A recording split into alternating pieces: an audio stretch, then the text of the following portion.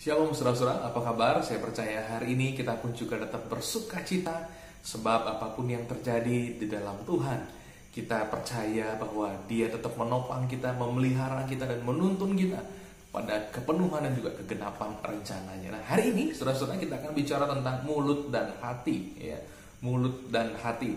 Sering kita dengar bahwa dia itu orangnya memang kata-katanya kasar sekali, kata-katanya tajam sekali, tetapi hatinya baik sebenarnya. Dia kata-katanya lembut sekali, kata-katanya manis, tapi hatinya jahat sekali. Nah, saudara-saudara, di dalam Tuhan kita harus membangun prinsip-prinsip yang sesuai dengan firman Tuhan. Walaupun banyak pendapat, banyak sekali pandangan di luar sana tentang bagaimana mulut dan hati itu hubungannya satu sama lain, kita harus kembali kepada firman Tuhan, saudara-saudara. Karena yang baik adalah hatinya baik, perkataannya pun juga baik. Perkataannya baik, hatinya pun juga baik, saudara-saudara. Nah, firman Tuhan berkata begini dalam Matius 12:34, yang diucapkan mulut meluap dari hati. Yang diucapkan mulut meluap dari hati, saudara-saudara. Jadi hati ini digambarkan sebagai sebuah perbendaharaan sebenarnya, sebagai semacam gudang, saudara-saudara. Jadi hati kita akan menangkap sesuatu, menerima sesuatu dari segala panca indera kita, dari mata kita, dari telinga kita, dari mulut kita, dari segala sesuatu yang kita bisa rasakan itu masuk ke dalam hati kita. Nah, jikalau hati kita penuh dengan hal-hal yang baik, kita pun juga akan mengucapkan hal-hal yang baik. Nah, itu yang dikatakan oleh firman Tuhan. Itu sebabnya, saudara-saudara, mengapa penting sekali kita menjaga hati kita. Hati kita tidak bisa diabaikan. Hati kita tidak bisa dibiarkan begitu saja tanpa kita pedulikan apa yang masuk ke dalamnya. Tapi sebagai orang-orang percaya, mari kita jaga hati kita. Jaga konsumsi hati kita supaya perbendaharaannya baik, saudara-saudara. Namun mungkinkah hati kita selalu menangkap yang baik saja dan terhindar dari segala yang jahat? Saya rasa ketika kita hidup di dunia ini, dunia yang telah jatuh ke dalam dosa, memang hal-hal yang buruk seringkali atau kadangkala, saudara-saudara, tidak bisa dihindarkan. Ada sedikit input yang barangkali tidak bagus yang masuk ke hati kita, tetapi kita tidak perlu menyimpannya, ya. Kalau input yang kurang baik, input yang tidak baik, yang jahat bahkan coba masuk ke dalam hati kita, bahkan sudah masuk, jangan biarkan dia tinggal tetap di sana, saudara-saudara. Kita harus membersihkan hati kita.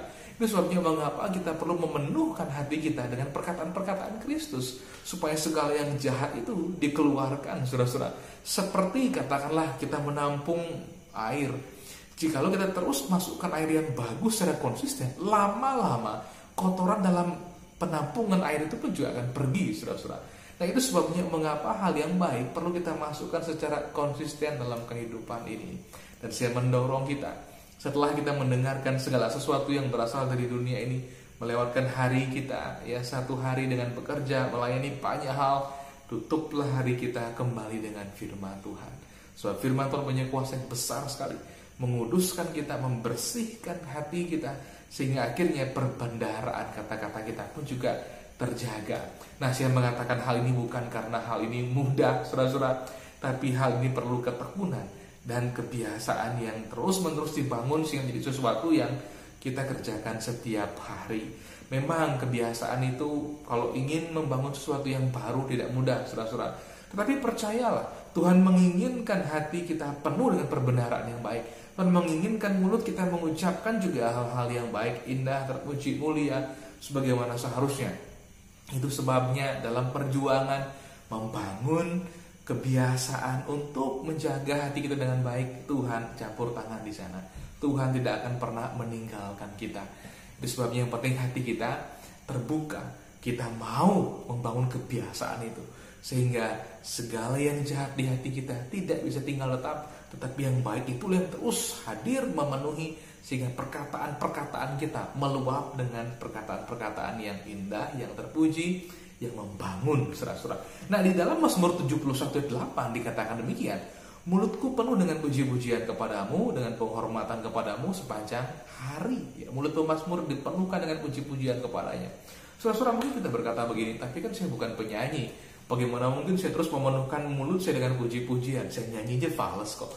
Saudara-saudara, jangan kecil hati kalau suara kita tidak sempurna, gitu ya. Atau kalau kita nyanyi sering fals, jangan berkecil hati. Sebab Tuhan memanggil setiap umatnya untuk memuji, memuliakan Dia, saudara-saudara. Tidak hanya para penyanyi, walaupun memang kalau di panggung sebaiknya yang suaranya bagus, yang tampil di sana kan begitu ya. Tapi secara pribadi di hadapan Tuhan, saudara-saudara, apapun jenis suara kita, yang penting hati kita penuh dengan puji-pujian kepada Tuhan. Nah, itu akan meluap dari mulut kita. Nah, mengapa kita penting sekali menjaga karena mulut kita tidak berat memuji Tuhan? Sebab firman Tuhan berkata, Tuhan itu bertahta di atas puji-pujian umatnya. Jikalau Tuhan bertahta di atas puji-pujian umatnya, betapa ruginya kita kalau kita tidak memuji Tuhan. Kalau kita berat mulut, ya, kita seolah-olah tidak menyiapkan tempat yang layak bagi Tuhan. Tapi ketika kita memuji Tuhan, saudara-saudara, memenuhkan mulut kita dengan puji-pujian kepada Tuhan, di situ Tuhan itu, ya, tanda kutip katakanlah begitu, kita berikan tempat yang layak untuk Dia bertahta, untuk Dia berkuasa atas kehidupan kita dan menuntun segenap jalan-jalan kita. Nah, orang-orang yang gemar memuji Tuhan seperti Raja Daud, saudara-saudara, dan juga pemazmur-pemazmur lainnya, betul-betul merasakan kuasa yang besar daripada puji-pujian. Sebab ketika mereka memuji Tuhan, ketika Tuhan ditahtakan di situ, banyak sekali hikmat yang mengalir, banyak sekali sesuatu yang penting, pencerahan-pencerahan yang berasal dari Tuhan mengalir dalam hidup mereka. Sebenarnya berkat ini pun juga bagi kita, ya, hari ini. Jikalau kita mau kebiasaan yang baik seperti Daud, seperti para pemazmur lainnya, saudara-saudara. Nah, di situ pun juga kita akan menikmati berkat yang mereka nikmati. Ada ketenangan, ada sukacita, ada beban yang katakanlah terlepas, ya, yang kita nikmati. Sebab ketika Tuhan bertahta, di mana Tuhan ditahtakan, di situ kuasa kemerdekaan meluap dengan begitu besar dan deras, saudara-saudara. Siapa yang tak mau hidupnya merdeka? Sebab kalau tanpa Tuhan, bagaimanapun kita hidup tanpa sadar, kita diperbudak oleh banyak hal. Diperbudak oleh keinginan kita, diperbudak oleh perasaan kita, diperbudak oleh situasi dan juga hal-hal lainnya. Tapi jika kita tahtakan Tuhan dalam hidup kita, saudara-saudara, banyak hal-hal yang baik terjadi di hidup kita. Walaupun hidup tidak selalu mudah, tetapi ada Tuhan yang Maha Kuasa yang menyertai kita. Ada ketentraman yang melampaui segala akal, ada damai sejahtera yang begitu ajaib yang memerintah dalam kehidupan kita, saudara-saudara. Dan itu yang membuat hidup kita menjadi jauh lebih indah. Itu yang membuat hidup kita menjadi penuh arti dan suka. Pujian kepadamu. Dilanjutkan dengan penghormatan kepadamu sepanjang hari. Dengan penghormatan kepadamu sepanjang hari. Saudara, memang ini tidak hanya bicara soal sikap doa gitu ya, atau sikap hormat di hadapan Tuhan ketika kita beribadah secara formal, bukan hanya itu. Tapi soal sikap hati yang sepanjang hari kita menyadari kehadiran Tuhan. Hidup bersama dengan Tuhan, mengiring Tuhan ini menjadi sesuatu yang hidup, nyata, sesuatu yang real dalam kehidupan kita. Nah, apapun yang sudah rindukan di dalam Tuhan atau kepada Tuhan, sudah bisa kita sampaikan kepada Dia. Tuhan, saya rindu menikmati hidup yang betul-betul seru bersama dengan Engkau setiap hari, mengalami kehadiran Tuhan, kesadaran bahwa Tuhan bersama dengan saya sepanjang hari. Sebenarnya, untuk mendengarkan doa-doa yang seperti itu, saudara-saudara, itu doa-doa yang sebenarnya saya percaya Tuhan nanti-nantikan gitu ya. Karena Tuhan itu lebih daripada mau sebenarnya untuk menikmati persekutuan dengan kita. Bukankah kita diciptakan untuk menikmati persekutuan dengan Dia? Ketika kita mau memberi waktu kita, memberi diri kita bersekutu dengan Tuhan secara pribadi, ya, memenuhkan mulut dan hati kita dengan hal-hal yang baik, hal-hal yang benar, hal-hal yang membangun, memuji Dia dari hati yang terdalam, bahkan hidup dalam kesadaran penghormatan kepada Tuhan sepanjang hari. Nah, di situ, saudara-saudara, kita akan melihat betapa hidup kita itu ditahtai oleh Tuhan. Hidup kita itu dirajai oleh Tuhan.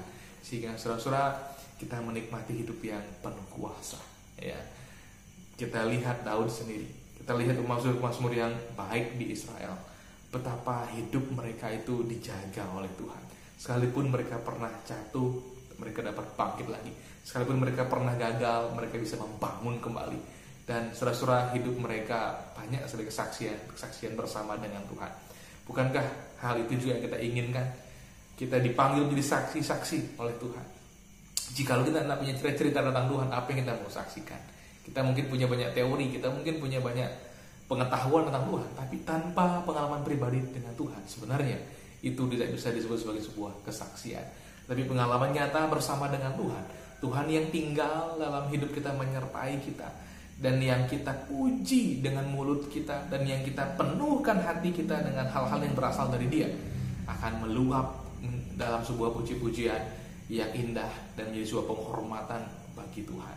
Saya berdoa kiranya hari-hari kita penuh dengan kesadaran kehadiran Tuhan, kiranya hati kita dipenuhkan dengan segala hal-hal yang baik, sehingga meluap dalam puji-pujian yang indah dan meluap dalam kata-kata yang membangun, yang kuat, dan yang betul-betul membangun semua orang yang mendengarnya, bahkan meneguhkan iman dan menyegarkan kehidupan mereka. Amin. Tuhan Yesus memberkati kita.